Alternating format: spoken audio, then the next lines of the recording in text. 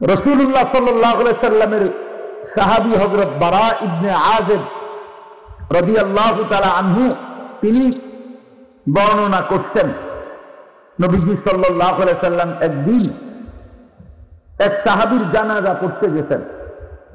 তো জানাজা পড়তে গিয়ে নবী সাল্লাল্লাহু আলাইহি সাল্লাম ওনার কবরের সামনে দাঁড়াইছেন। তখনও কবরের আছে নাই, খালি কবরের সামনে দাঁড়াইছেন। ওই যে ওখানে কবর দেখেন, ওখানে 3টা কবর আছে।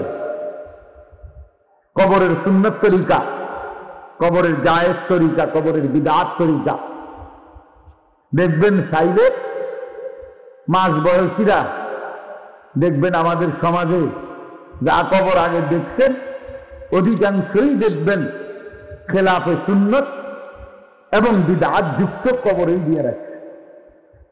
তো এরপরে বলবে কি, বলবে এ হুজুররা ইয়া ফ্যাস লাগা, এ হুজুররা ইসা এই নতুন নতুন, এই জন্য মানে কওমি মাদ্রাসার হুজুররা অনেকে দেখতে পারে না। কারণ কওমি মাদ্রাসার হুজুর কোরআন এবং সুন্নাহ বের করে আনে, আর বিদআতি আজীবন মানুষের লগে তালে তালে থাকে।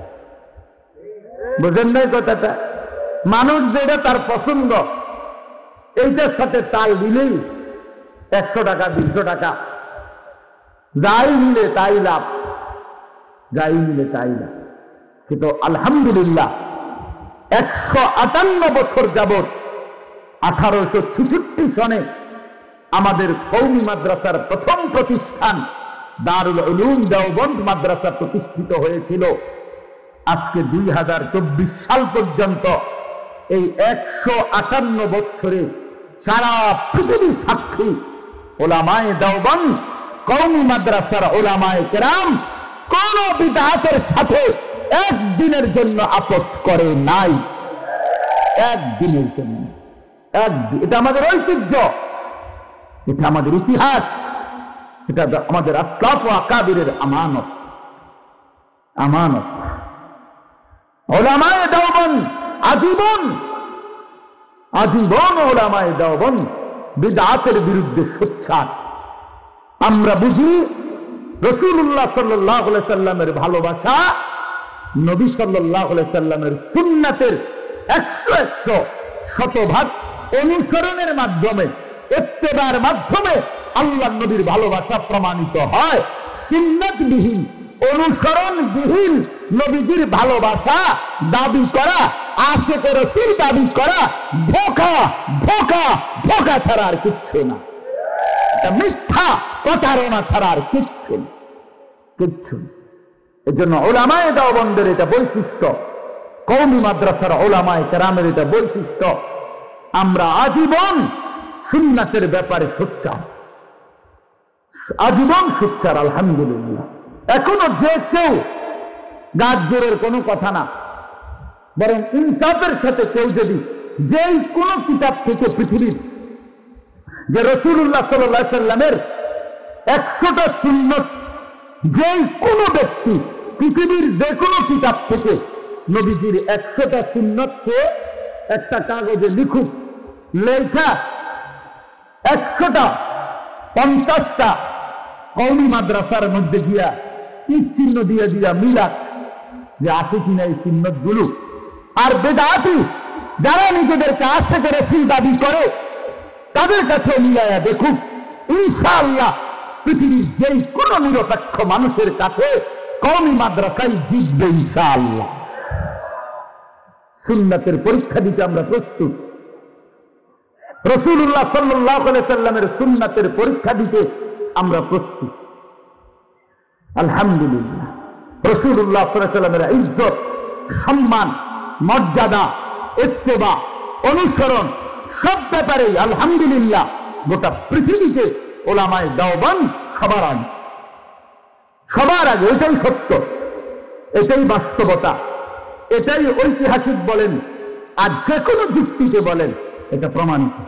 বলেন আলহামদুলিল্লাহ, আলহামদুলিল্লাহ, আলহামদুলিল্লাহ। এজন্য এই নলচক মাদ্রাসা একটি খালেস কওমি মাদ্রাসা। বলেন আলহামদুলিল্লাহ, খালেস কওমি মাদ্রাসা। উলামায়ে দেওবন্দ আসলাফ ও আকাবিরের আমানত এটা।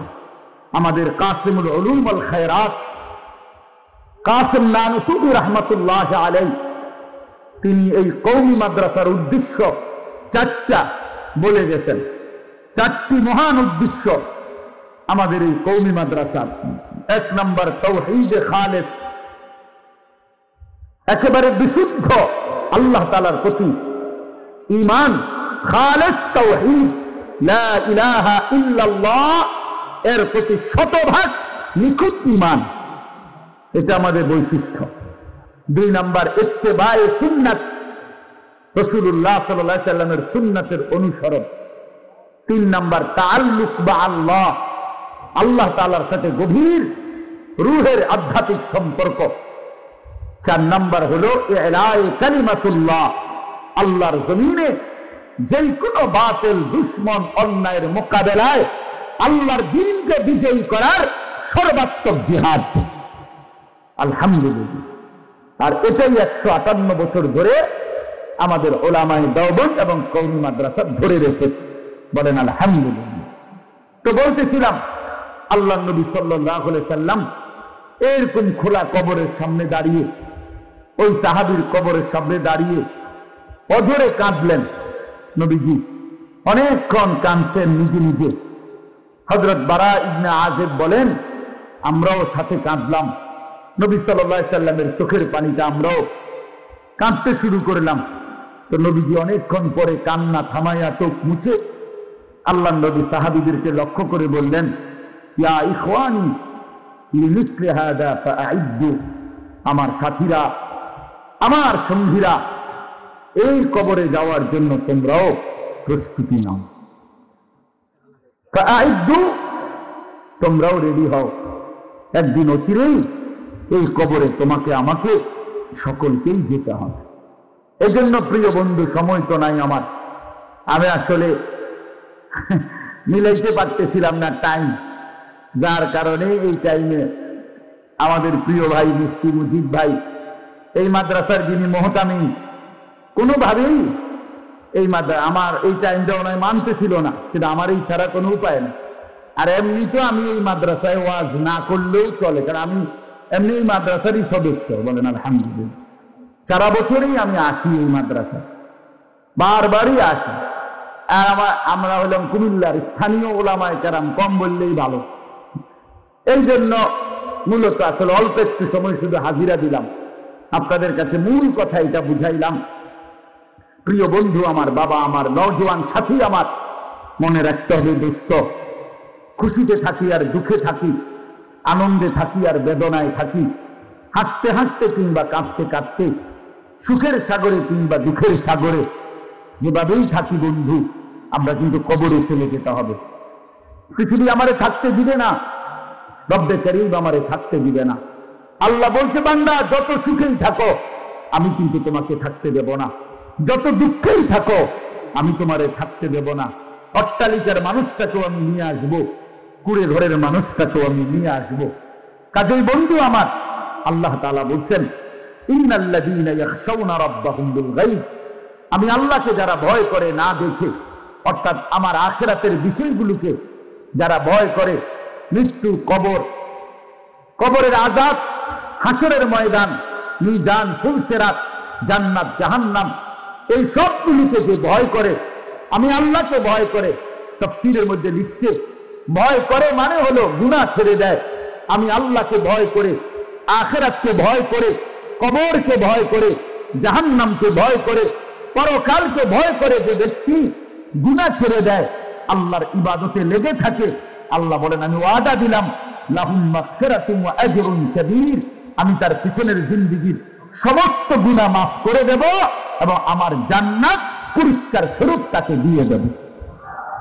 এরপরে আল্লাহ তাআলা বলেন, মানুষের একটা অভ্যাস, মানুষ তিন ভাবে নিজের ভাব প্রকাশ করে বা অবস্থা ব্যক্ত করে।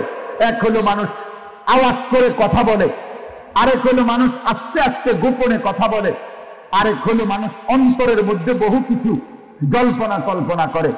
তো মক্কার কুরাইশ কাফেররা মাঝে মাঝে নিজেদের মধ্যে গোপনে কথা বলতো নবীজির বিরুদ্ধে, আর বলতো আস্তে বলো, কাইলা ইয়াসমা রাব্বা মুহাম্মদ, মুহাম্মদের খোদা যেন শুনতে না পায়, এমন আস্তে বলো।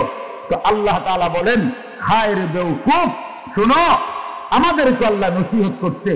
যুবক ভাই, তুমি যদি মনে করো ইয়ারফোন লাগাইলে কেউ শোনে না, তুমি যদি মনে করো রাত গভীরে কেউ দেখে না, আল্লাহ তাআলা বলেন, না বান্দা, ওয়া আসিররু কাওলাকুম আবিজাহারু বি, আস্তেও যদি কথা বলো, জোরেও যদি কথা বলো, এমনকি অন্তরের ভিতরে যা লালন করো, ইন্নাহু আলিমুন বিযাতিস সুদূর, তোমাদের অন্তরের কথাগুলো পর্যন্ত লুকানো বিষয়গুলো জল্পনা কল্পনা সহ সবটা আমি আল্লাহ পুরাপুরি জানি। কাজে আল্লাহকে ফাঁকি দেওয়া যাবে না, আল্লাহকে ফাঁকি দেওয়া যাবে না। সর্বশেষ আল্লাহ বলেন, আলা ইয়ালামু মান খালাক, আমার বান্দা একটা মিনিট ভেবে দেখো, যিনি সৃষ্টি করলেন তিনি জানবেন না, এটা কেমনে ভাবলা? এটা কেমনে মনে করলা যে বানাইলো সে জানে না? তো আল্লাহ তাআলা বলেন, আমি অবশ্যই জানি, আমি অবশ্যই জানি। রাত গভীর আর দিনের আলো আমি আল্লাহর কাছে বরাবর, আমি আল্লাহর কাছে বরাবর। ওয়াহুয়াল লতীফুল খাবীর, আল্লাহ বলেন সূক্ষ্ম থেকে সূক্ষ্ম, গোপন থেকে গোপন, একেবারে বিন্দু থেকে বিন্দু বিষয়টাও আমি আল্লাহ ভাবে জানি, এবং আমার সমস্ত সৃষ্টির ব্যাপারে আমি 100 সমানভাবে পূর্ণাঙ্গ খবর রাখি। অতএব বন্ধু আমার, চলেন এই শেষ কথাটা এটাই, কবরকে ভয় করে, আখিরাতকে ভয় করে গুনাহ বর্জন করি। গুনাহ ছেড়ে দাও যুবক, গুনাহ ছেড়ে দাও বাপ। মদের আড্ডা, জুয়ার আড্ডা, নেশার আড্ডা, নারীর আড্ডা, অশ্লীলতা, বেহায়াপনা, গান, বাদ্য, নাটক, সিনেমা, আল্লাহর নাফরমানি বন্ধু ছেড়ে দাও। বয়স্ক বাবা যারা সুদের লেনদেন, ঘুষের লেনদেন, কিস্তির লেনদেন, চা দোকানের ওই নাচ গান, টেলিভিশন দেখার আড্ডা, বিড়ি সিগারেটের আড্ডা, এটা ছেড়ে দেন। নিজের স্ত্রী কন্যাকে বেপর্দা জিন্দেগি থেকে ফিরান, ঘরের মধ্যে টেলিভিশন বন্ধ করেন, আল্লাহর জিকির বন্দেগী চালু করেন। একদিন ইনশাআল্লাহ দেখবেন হাসরের ময়দানে পুরা ফ্যামিলি নিয়ে জান্নাতি হয়ে যাবে। আল্লাহ তাআলা সবাইকে তৌফিক দেয়, গুনাহমুক্ত জীবন দান করেন, ঈমান আমলওয়ালা জীবন দান করেন। নলচক মাদ্রাসার আজকের এই মাহফিলকে আল্লাহ তাআলা